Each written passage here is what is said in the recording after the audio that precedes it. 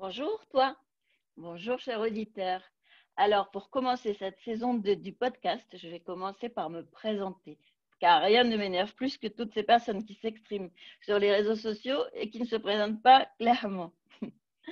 Alors, je suis Hélène Frébourg, j'ai 56 ans en 2021 et je suis coach, auteur, entrepreneur et malade de la fibromyalgie. Bon, alors dis donc toi, oui toi, j'ai bien vu que tu n'avais pas écouté la saison 1 du podcast. Pourtant, les 500 premiers auditeurs ont eu l'air de beaucoup apprécier. Mais bon, ça ira pour cette fois. Mais que je t'y apprenne plus, hein, à pas écouter. Alors donc, oui, je suis malade de la fibromyalgie depuis plus de 25 ans. Et encore, je devrais peut-être dire de naissance. Après de longues années d'errance médicale, pendant mes 20 et 30 ans, j'étais tout le temps malade en mode patraque, capoute. Et pourtant, je n'ai pas arrêté de travailler et j'ai un beau parcours professionnel. Au départ, je suis ingénieure en agriculture et j'ai fait un DESS en relations publiques. J'ai donc commencé mon parcours dans la communication de l'innovation alimentaire, puis dans le tourisme. Et j'étais toute excitée lors de l'arrivée du numérique avec les blogs et les réseaux sociaux. Dans les 30 ans de mon parcours professionnel, on peut dire que j'ai été créative, car j'ai créé 3 SARL qui ont duré près de 20 ans en cumulé. J'ai créé une association et une activité de VDI, la vente en réunion à domicile. J'ai fait des ateliers culinaires pour le matériel dit demain pendant 8 ans. J'ai adoré ça. Enfin bref, on peut dire que je suis un entrepreneur et ce n'est pas fini car j'ai tout un projet maintenant qui se met en place au service de la communauté des malades chroniques sur la question du mieux vivre avec. Revenons à la fibromyalgie. J'ai été diagnostiquée en 2002, j'avais 37 ans. Ça s'est produit après le choc du deuil de ma mère décédée brutalement en 2011. J'ai fait une dépression et finalement, un an plus tard, un médecin compétent a posé le diagnostic de la fibromyalgie, qui avait déjà été évoqué en 97 par un super ostéopathe. Dans les autres maladies de frontières, j'ai été aussi malade de l'endométriose toute ma vie, mais c'est à la ménopause que le diagnostic a été posé. J'ai fait aussi un burn-out suite à du harcèlement au travail, mais là non plus, ça n'a pas été diagnostiqué, car quand on a la fibromyalgie, c'est tout un bazar. Alors, c'est déjà compliqué de trouver un médecin qui comprend le tableau clinique avec alors tous les bordels voisins, tout est mis dans le même sac. Bref, je vais reparler de ça dans un épisode. En 2007, à 42 ans, j'ai eu la reconnaissance travailleur handicapé par la MDPH et en 2017, à 52, j'ai été mise en invalidité par la CPAM. On va reparler de ça aussi dans un autre épisode. Bref, j'ai fait tout un parcours avec la fibromyalgie.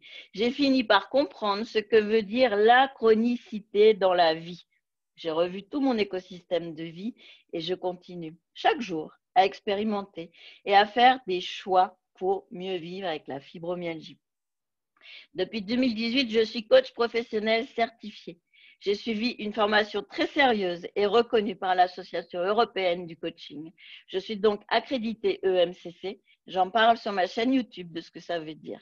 Et je vais faire une vidéo pour expliquer clairement ce que ça veut dire coach certifié et accrédité.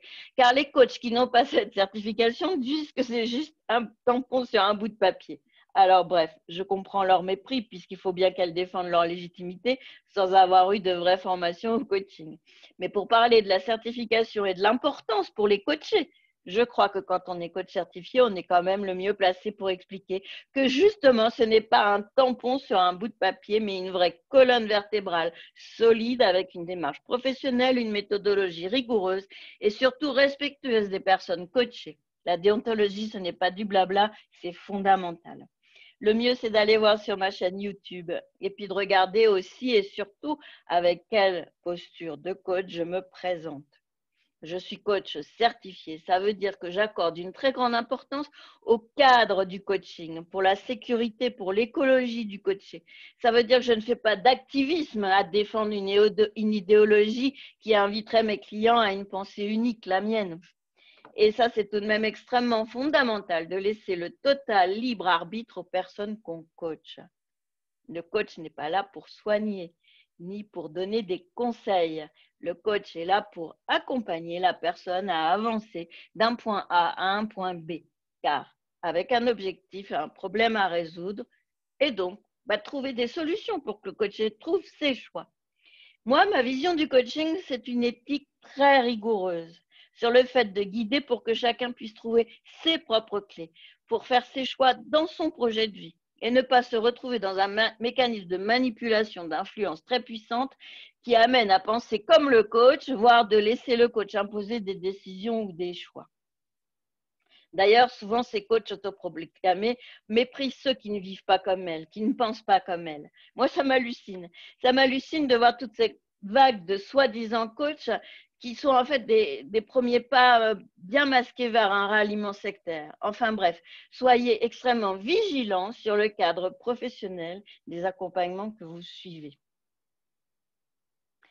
Je ne voudrais pas faire rabat-joie dès le début, mais franchement, je vous invite à faire très attention à tous les coachs autoproclamés, à tous ceux qui vous promettent des solutions, voire des remèdes magiques, et qui distillent l'air de rien avec de beaux sourires, une vision politique, une idéologie sur la manière dont il faudrait vivre et se rassembler autour d'elle. Et en l'occurrence, quand on parle de maladies chroniques, les dérives sont d'autant plus faciles à s'installer de façon vicieuse. De nombreuses offres sont faites avec des promesses et des influences idéologiques. Alors, quand on est en souffrance, on est la proie à des dérives. Attention, vraiment, j'insiste. Et autant vous prévenir tout de suite, moi, je ne fais aucune promesse. La seule chose que je peux vous promettre, c'est de faire de mon mieux pour témoigner comme malade et comme coach, de vous accompagner à trouver votre chemin. Mais jamais je ne vous dirai ce qu'il faut faire, ce que vous devez penser. Non, ça non. Et je commence par parler de ça, et je modère ma colère sur ce sujet pour rester positive. Car moi aussi, cher auditeur, je suis comme toi, je suis malade chronique. Je suis malade et j'ai traversé des moments extrêmement difficiles. Alors quand j'allais voir des thérapeutes au sens large, j'étais très en colère quand je me retrouvais devant ces soi-disant solutions miracles et tout ce mécanisme de manipulation que je voyais arriver gros comme une maison. Alors non, on souffre déjà assez comme ça. C'est pas la peine de se retrouver embrigadé dans des mécanismes d'influence qui finalement ne nous aideront pas et nous font perdre du temps et de l'argent. Et parfois même nous entraînent sur des sentiers pas très clairs. C'est fou comme les réseaux sociaux ont pu accélérer ces dérives.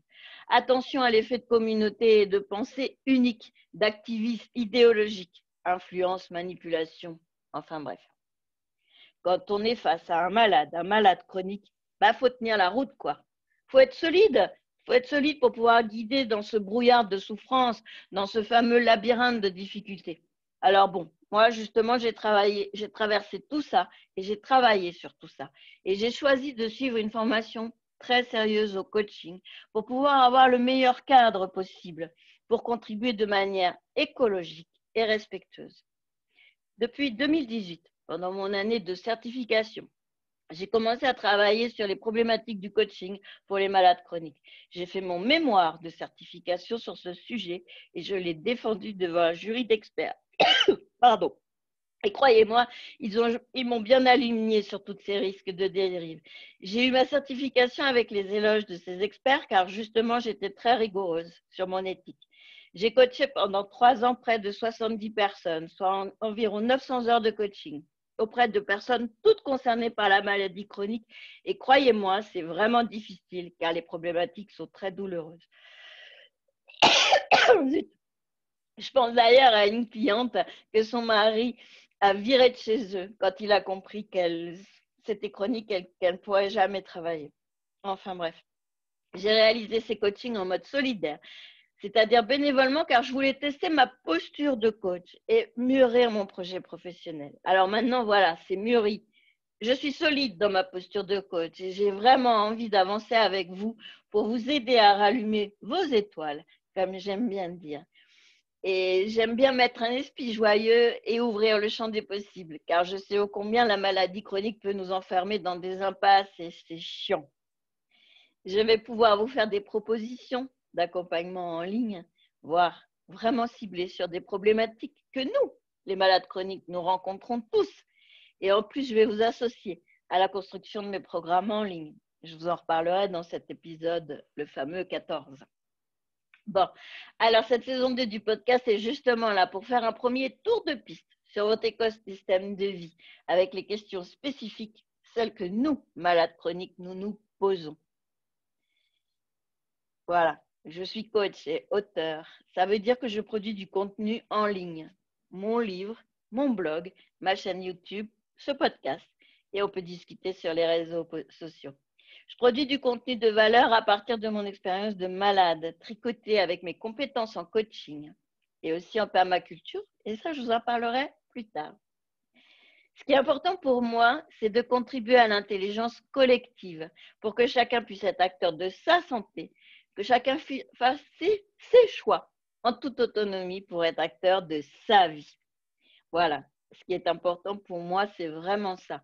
C'est d'ouvrir le chemin avec des pistes de solutions. J'ai imaginé cette saison 2 comme un premier tour de piste des questions que tu pourrais te poser pour faire le point de ta relation avec la maladie chronique et comment tu vis tes relations dans ton écosystème de vie. Car la première clé, vraiment, c'est déjà ça, c'est de comprendre qu'on construit soi-même son écosystème de vie avec les choix qu'on fait, les petits comme les grands.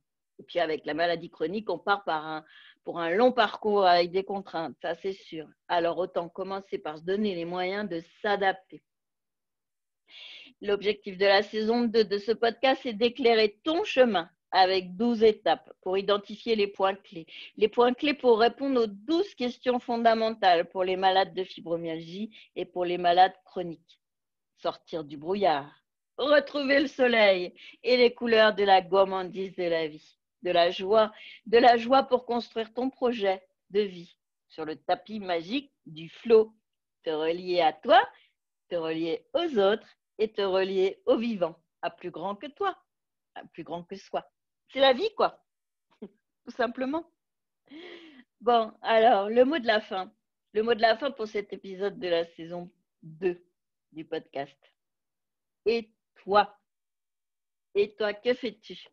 Que fais-tu pour mieux vivre avec la fibromyalgie, mieux vivre avec la maladie chronique? Comment je pourrais t'accompagner encore mieux? Allez, viens partager. Allez, viens, accroche ton casque et on part ensemble. On part rallumer les étoiles pour mieux vivre avec la fibromyalgie, mieux vivre avec la maladie chronique. Allez, zou, roule ma poule. Chouhou.